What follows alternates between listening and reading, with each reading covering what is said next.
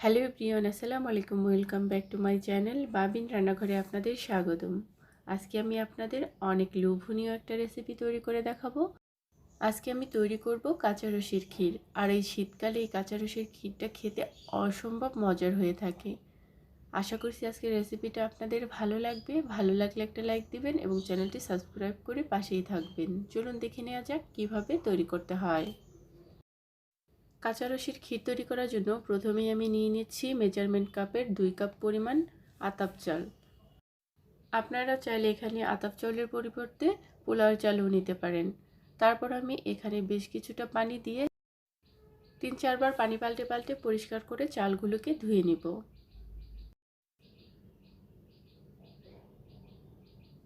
চালগুলোকে খুব ভালোভাবে পরিষ্কার করে ধুয়ে নিয়ে তারপর আমি এইভাবে পানিতে 20 মিনিটের মতো ভিজিয়ে রাখবো। একটু সময় ভিজিয়ে রাখলে চালগুলো অনেকটা নরম হয়ে আসবে। তারপর আমি চুলায় একটা হাঁড়ি বসিয়ে এর মধ্যে দিয়ে দিচ্ছি 1 লিটারের একটু কম খেজুরের রস। শীতকালে সকালবেলা মিষ্টি মিষ্টি এই কাঁচা খেজুরের রস খেতে ভীষণ ভালো লাগে। হয়তোবা আমার মতো আপনারাও অনেক পছন্দ করেন এই কাঁচা খেজুরের রস খেতে। আমি এইভাবে অনবরত নাড়াচাড়া দিয়ে চুলার হিটটা মিডিয়ামে রেখে খেজুরের রসটাকে জাল করে নেব। রান্না করতে করতে যখন খেজুরের রসটা অনেকটা এরকম ঘন হয়ে আসবে তখন আমি এর মধ্যে দিয়ে দিব ভিজিয়ে রাখা চালগুলো।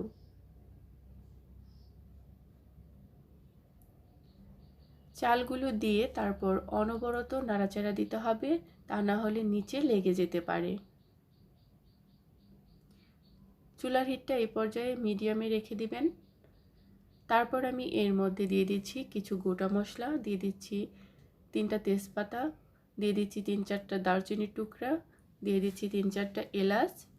তারপর আমি এই গোটা মশলা সহ চালগুলোকে খুব ভালো করে ফুটিয়ে নেব।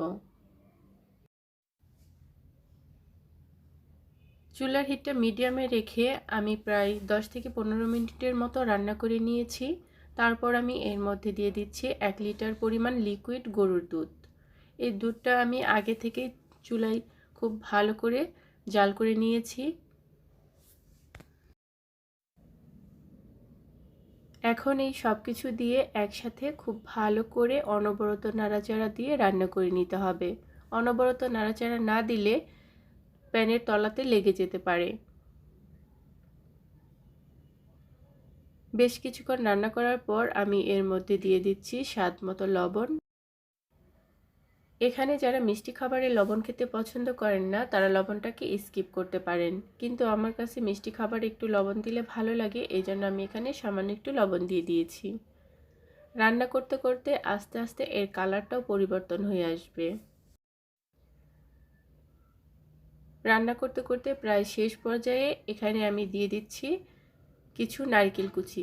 এই নারকেল কুচিটা দিলে ক্ষীরটা খেতে আরও বেশি ভালো লাগে। শীতকালে কাঁচা রসের এই পায়েসটা খেতে অসম্ভব মজার হয়। যারা খেয়েছেন তারা তো জানেনই, আর যারা খাননি তারা আজকের রেসিপিটা ফলো করে অবশ্যই বাসায় একবার হলেও ট্রাই করবেন। আশা করছি আপনাদেরও ভালো লাগবে। কাঁচা রসের এই ক্ষীরটা তৈরি করতে আমার প্রায় 50 মিনিটের মতো সময় লেগেছে। এরই মাঝে আমার রান্নাটা শেষ হয়ে গেছে। তো ভিউয়ার্স, এরকম আরও নিত্য নতুন রেসিপি দেখার জন্য আমার চ্যানেলটা সাবস্ক্রাইব করে আমার পাশেই থাকবেন। অবশ্যই পাশে থাকা বেল আইকনটি বাজিয়ে দিবেন, তাহলে আমার নতুন কোনো ভিডিও আসলে সবার আগে আপনি নোটিফিকেশন পেয়ে যাবেন। আল্লাহ হাফেজ।